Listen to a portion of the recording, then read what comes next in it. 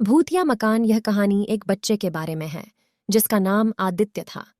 वह एक छोटे से गांव में रहता था और उसके परिवार के पास एक पुराना मकान था। यह मकान बड़ा ही भूतिया माना जाता था और गांव के लोग वहां कभी नहीं जाते थे।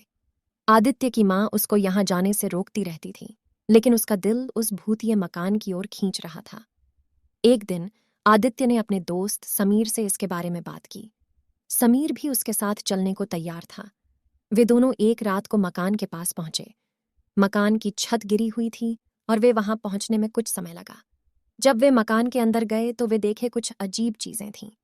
पुराने चुराहे, बड़े पुराने तस्वीरें और कुछ पुराने खिलौने। एक बड़ी पुरानी तस्वीर के सामने वे रुक गए। वह तस्वीर एक गुजरी हुई किस्सा बता रही थी। वह किस्सा एक बच्चे का था जिसने इस मकान में रहते समय कुछ बुरा किया था। किस्से के अंत में वह बच्चा अपने ही हाथों मर गया था। समीर और आदित्य डर के मारे थे, लेकिन वे किस्से को पूरी तरह समझ नहीं पा रहे थे। वे और मकान की जांच करने लगे और देखा कि कुछ और भी अजीब चीजें हैं। वे अचानक एक भूतिया आवाज सुने। वे वहां की ओर देखने लगे और एक पुराने संगी की आवाज सुनाई दी, कौन है वह?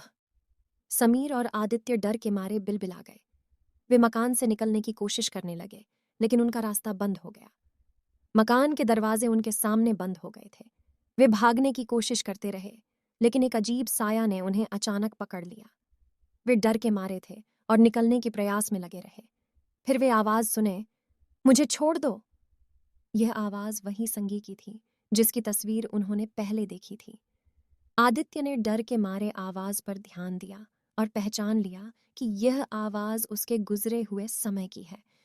वह अपने संगी के पास गया और उसको छोड़ द